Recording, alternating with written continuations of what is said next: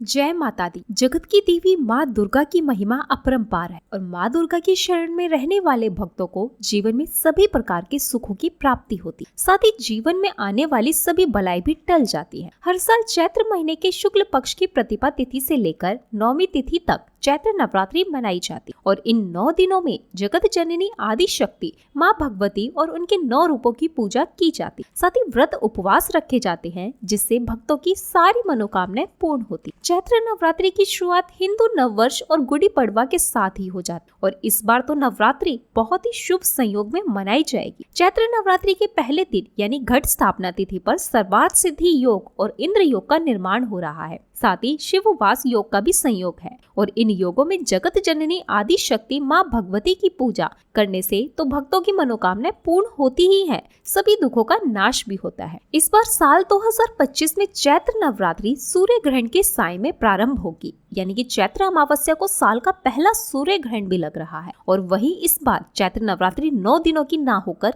केवल 8 दिनों की। तो चलिए आपको बताते हैं साल 2025 में चैत्र नवरात्रि कब से प्रारंभ होगी, कब समाप्त होगी, घट स्थापना का शुभ मुहूर्त कब रहेगा। इस बार चैत्र शुक्ल प्रतिपा तिथि प्रारंभ होगी 29 मार्च दिन शनिवार को शाम 4:28 से और प्रतिपा तिथि समाप्त होगी 30 मार्च दिन रविवार को सुबह 12:49। ऐसे में उदया तिथि के अनुसार इस बार चैत्र नवरात्रि 30 मार्च दिन रविवार से प्रारंभ होकर 6 अप्रैल दिन रविवार को समाप्त और इस बार नवरात्रि की शुरुआत और समापन का दिन रविवार ही। तो माता की सवारी हाथी होगा। ऐसे में चैत्र नवरात्रि में माँ हाथी यानी गज पर सवार होकर आएंगी और गज पर ही प्रस्थान करेंगी। वहीं 30 मार्च से 6 अप्रैल तक 8 दिन हो रहे हैं, तो इस लिहाज से इस बार चैत्र नवरात्रि 8 दिनों की हुई। माता का हाथी पर आगमन बहुत ही शुभ माना जाता है, तो इसलिए इस बार की नवरात्रि बहुत ही शुभ होने वाली है। आइए अब जानते हैं कलश स्थापना शुभ मुहूर्त के बारे में, क्योंकि अगर कलश की स्थापना शुभ मुहूर्त में की जाती है तभी नवरात्रि में की गई पूजा या उपवास का पूर्ण फल मिलता है। चैत्र नवरात्रि में इस बार कलश स्थापना शुभ मुहूर्त रहेगा जिसमें 2 मुहूर्त प्राप्त होंगे।